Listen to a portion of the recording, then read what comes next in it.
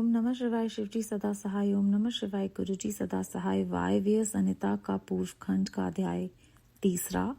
ब्रह्मा जी के द्वारा परम तत्व के रूप में भगवान शिव की महत्ता का प्रतिपादन, उनकी कृपा को ही सब साधनों का फल बताना तथा उनकी आज्ञा से सब मुनियों का नैमिषारण्य में जाना। ब्रह्मा जी ने कहा, मुनियों, जिन्हें न पाकर मन सहित वाणी लौट आती है, जिनके आनंदमय स्वरूप का अनुभव करने वाला पुरुष कभी किसी से नहीं डरता, जिनसे संपूर्ण भूतों और इंद्रियों के साथ ब्रह्मा, विष्णु, रुद्र और इंद्र पूर्वक ये समस्त जगत पहले प्रकट होता है, जो कारणों के भी सृष्टा और विचारक परम कारण है, जिनके सिवा और किसी से कभी भी जगत की उत्पत्ति नहीं होती, संपूर्ण ऐश्वर्य से संपन्न होने के कारण, जो स्वयं ही सर्वेश्वर नाम धारण करते हैं, सब मुमुक्षु जिन शंभु का अपने हृदय आकाश के भीतर ध्यान करते हैं, जिन्होंने सबसे पहले मुझे ही अपने पुत्र के रूप में उत्पन्न किया और मुझे ही संपूर्ण वेदों का ज्ञान दिया, जिनके कृपा प्रसाद से मैंने ये प्रजापति का पद प्राप्त किया है, जो ईश्वर अकेले ही वृक्ष की भांति निश्चल भाव से प्रकाशमान आकाश में विराजमान है, जिन परम पुरुष परमात्मा से ये संपूर्ण जगत परिपूर्ण है, जो अकेले ही बहुत से निष्क्रिय जीवों के शासक एवं उन्हें सक्रियता प्रदान करते हैं, जो महेश्वर एक बीज को अनेक रूपों में परिणत कर देते हैं, जो सबका शासन करने वाले ईश्वर इन जीवों सहित इन समस्त लोगों को वश में रखते हैं, सब रूपों में जो एकमात्र भगवान रुद्र ही हैं, दूसरा कोई नहीं है, जो सदा ही मनुष्यों के हृदय में भली भांति प्रविष्ट होकर स्थित हैं, जो स्वयं संपूर्ण विश्व को देखते हुए भी दूसरों से कदापि लक्षित नहीं होते और सदा समस्त जगत के अधिष्ठाता हैं, जो अनंत शक्तिशाली एकमात्र भगवान रुद्र काल से मुक्त समस्त कारणों पर भी शासन करते हैं, जिनके लिए न दिन है न रात्रि है, जिनके समान भी कोई नहीं है, फिर अधिक तो हो ही क्या से सकता है, जिनकी ज्ञान बल और क्रिया रूपा पराशक्ति स्वाभाविक एवं नित्य है, जो इस क्षण विनाशशील अव्यक्त प्रकृति पर तथा अमृत स्वरूप अक्षर अविनाशी जीवात्मा पर शासन करता है। उनका निरंतर ध्यान करने से, मन को उनमें लगाए रहने से तथा उन्हीं के तत्व की भावना करते हुए उनमें तन में रहने से जीव अंत में उन्हीं को प्राप्त हो जाता है। फिर तो सारी माया अपने आप दूर हो जाती है। उनके पास न तो बिजली प्रकाश करती है और न ही सूर्य तथा चंद्रमा ही अपनी प्रभा फैलाते हैं, अपितु उन्हीं के प्रकाश से संपूर्ण जगत प्रकाशित होता है। ऐसा सनातन श्रुति का कथन है। एकमात्र महादेव महेश्वर को ही अपना आराध्य देव जानना चाहिए। उनसे श्रेष्ठ दूसरा कोई पद उपलब्ध नहीं होता। ये स्वयं ही सबके आदि हैं, किंतु इनका न आदि है न अंत। ये स्वभाव से ही निर्मल, स्वतंत्र, परिपूर्ण, स्वेच्छाचीन तथा चराचर रूप हैं। इनका शरीर अप्राकृतिक अर्थात दिव्य है। ये श्रीमान महेश्वर लक्ष्य और लक्षण से रहित हैं। ये नित्य मुक्त होकर सबको बंधन से मुक्त करने वाले हैं। काल की सीमा से परे रहकर काल को प्रेरित करने वाले हैं। ये सबके ऊपर निवास करते हैं, स्वयं ही सबके आवास स्थान है, सर्वज्ञ हैं तथा 6 प्रकार के अध्वा अर्थात मार्ग से युक्त इस संपूर्ण जगत के पालक हैं। उत्तरोत्तर उत्कृष्ट भूतों से वे परम उत्कृष्ट हैं, उनसे बढ़कर दूसरा कोई नहीं। अनंत आनंद राशि रूपी मकरंद पान करने वाले मधुव्रत अर्थात भ्रमर हैं। अखंड ब्रह्मांडों को मसल कर मृतिपंड के समान कर देने की कला में पंडित हैं। उदारता, वीरता, गंभीरता और मधुरता के महासागर हैं। इनके समान भी कोई वस्तु नहीं है, फिर इनसे बढ़कर तो हो ही कैसे सकती है। ये उपमा रहित हैं, समस्त प्राणियों के राजाधिराज के रूप में विराजमान हैं। यही सृष्टि के प्रारंभ में अपने अद्भुत क्रियाकलाप द्वारा इस संपूर्ण जगत की सृष्टि करते हैं और अंत काल में ये फिर इन्हीं में लीन हो जाएगा। सब प्राणी इन्हीं के वश में हैं। ये ही सबको विभिन्न कार्यों में नियुक्त करने वाले हैं। पराभक्ति से ही इनका दर्शन होता, अन्य किसी प्रकार से कभी नहीं। व्रत, संपूर्ण दान, तपस्या और नियम, इन सब साधनों को पूर्व काल में सत्पुरुषों ने भाव शुद्धि तथा अनुराग की उत्पत्ति के लिए ही बताया था। इसमें संशय नहीं। मैं भगवान विष्णु, रुद्रदेव तथा दूसरे देवता एवं असुर आज भी उग्र तपस्या के द्वारा उनके दर्शन की इच्छा रखते हैं। धर्म भ्रष्ट, मूढ़, दुष्ट और घृणित आचार विचार वाले लोगों को उनका दर्शन होना असंभव है। भक्तजन भीतर और बाहर भी उनका ही पूजन एवं ध्यान करते हैं। यह रूप 3 प्रकार का है, स्थूल, सूक्ष्म और इन दोनों से परे। हम सब देवता आदि जिस रूप को प्रत्यक्ष देखते हैं वह स्थूल है। सूक्ष्म रूप का दर्शन केवल योगियों को होता है और उससे भी परे जो नित्य ज्ञान स्वरूप अनन्य तथा अविनाशी भगवत स्वरूप है, वह उसमें निष्ठा रखने वाले भजन परायण भक्तों की ही दृष्टि में आता है। भगवत व्रत का आश्रय लेने वाले भक्त ही उसको देख पाते हैं। इस विषय में अधिक कहने से क्या लाभ। गुहा से भी गुहातर एवं उत्कृष्ट साधन है भगवान शिव के प्रति भक्ति। जो उस भक्ति से युक्त है वह संसार बंधन से मुक्त हो जाता है, इसमें संदेह नहीं। वह भक्ति भगवान शिव की कृपा से ही उपलब्ध होती है और उनकी कृपा भी भक्ति से ही संभव होती है। इस प्रकार ये दोनों एक दूसरे के आश्रित हैं। ठीक वैसे ही जैसे अंकुर से बीज और बीज से अंकुर होता है।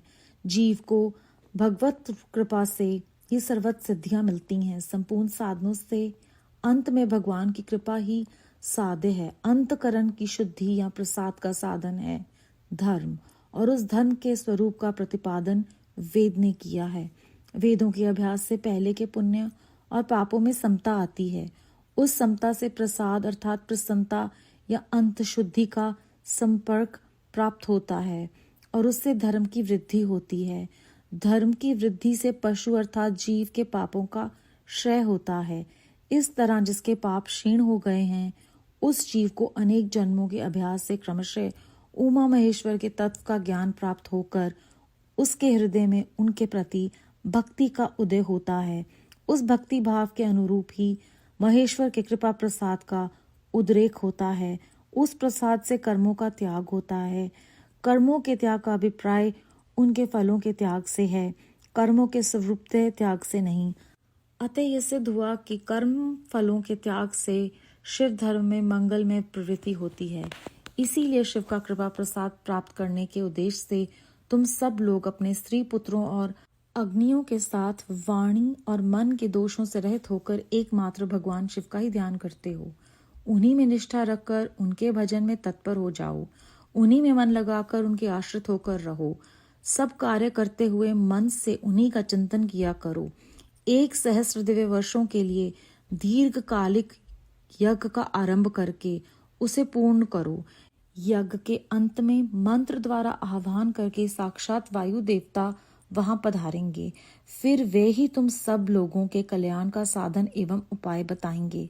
तत्पश्चात तुम सब लोग परम सुंदर पुण्यमयी वाराणसीपुरी को जाना, जहां पिनाक पाणी श्रीमान भगवान विश्वनाथ भक्त जनों पर अनुग्रह करने के लिए देवी पार्वती के साथ सदा विहार करते हैं। द्विज उत्तमों, वहां तुम्हें बड़ा भारी आश्चर्य दिखाई देगा। उस आश्चर्य को देखकर तुम फिर मेरे पास आना, तब मैं तुम्हें मोक्ष का उपाय बताऊंगा। उस उपाय से एक ही जन्म में मुक्ति तुम्हारे हाथ में आ जाएगी, जो अनेक जन्मों के संसार बंधन से छुटकारा दिलाने वाली होगी।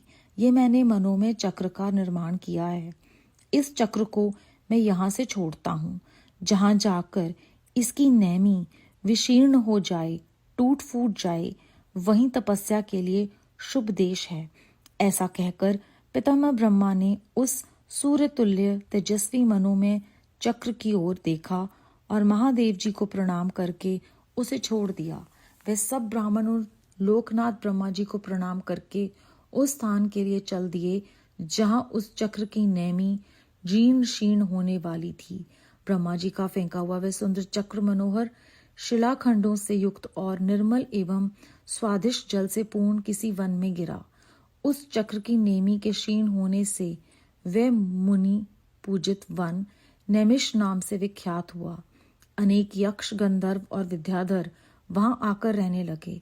पूर्व काल में जगत की सृष्टि की इच्छा रखने वाले विश्वसिष्टा एवं ग्राह्यपत्य अग्नि के उपासक ब्रह्मज्ञ प्रजापतियों ने वही दिव्य यज्ञ का आरंभ किया। वहीं शब्द शास्त्र, अस्त्र शास्त्र और न्याय शास्त्र के ज्ञाता विद्वान महर्षियों ने शक्ति, ज्ञान और क्रिया योग के द्वारा शास्त्रीय विधि का अनुष्ठान किया था। उसी स्थान पर वेद वेता विद्वान सदावाद और जल्प के बल से युक्त वचनों द्वारा अतिवाद करने वाले वेद बहिष्कृत नास्तिकों को पराहत या पराजित करते थे। तभी से नैमिषारण्य ऋषियों की तपस्या के योग्य स्थान बन गया। स्फटिक मणि में पर्वत की शिलाओं से झरते हुए अमृत के समान मधुर एवं स्वच्छ जल के कारण वह वन बड़ा रमणीय प्रतीत होता है। वहां प्राय अत्यंत रसीले फल देने वाले वृक्ष हैं तथा उस वन में हिंसक जीव जंतुओं का अभाव है। अध्याय 3 समाप्त। इस अध्याय के आरंभ में ब्रह्मा जी बताते हैं कि जिन्हें न पाकर मन सहित वाणी लौट आती है, जिनका अनन्य स्वरूप अनुभव करने वाला पुरुष निडर हो जाता है, जिनसे संपूर्ण भूतों और इंद्रियों के साथ ब्रह्मा विष्णु रुद्र और सारे देवता और जगत प्रकट होता है, जो कारणों के सृष्टा हैं, विचारक परम कारण हैं, जिनके सिवा और किसी से भी इस जगत की उत्पत्ति नहीं होती, जिनका सब मुमुक्षु अपने हृदय में ध्यान करते हैं, जिन्होंने मुझे अपने पुत्र के रूप में उत्पन्न किया है, जिनकी कृपा प्रसाद से प्रजापति का पद ब्रह्मा जी ने प्राप्त किया है, जो अकेले ही निश्चल हैं और परम पुरुष परमात्मा हैं, जो अकेले ही बहुत से निष्क्रिय जीवों के शासक हैं और समस्त जीवों में सक्रियता प्रदान करते हैं, वो एकमात्र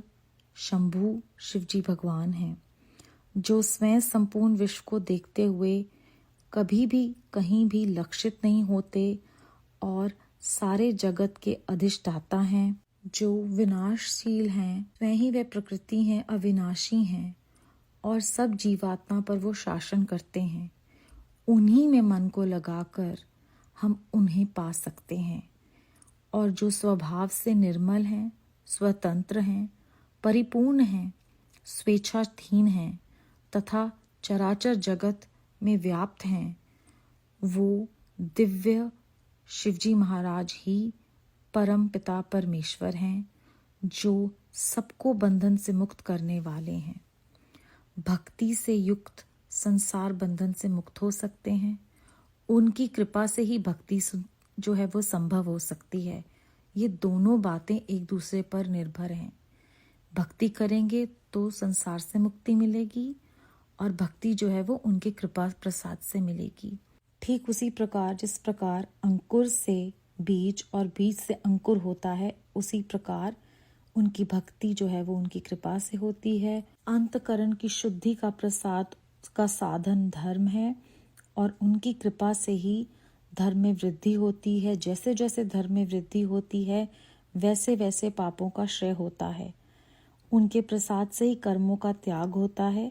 कर्मों के त्याग का अभिप्राय ये है, कर्म करने हैं लेकिन उनके फल की इच्छा नहीं करनी। जब वाणी और मन से दोषों से रहित होकर एकमात्र शिव जी का ध्यान करते हैं, तो उनकी कृपा से एक दिन उन्हीं का रूप हो जाते हैं। और हम सबको यहाँ पर इस अध्याय में ये प्रेरणा दी है कि उन्हीं में निष्ठा रखकर उन्हीं का नाम जपो और कुछ करने की जरूरत नहीं है।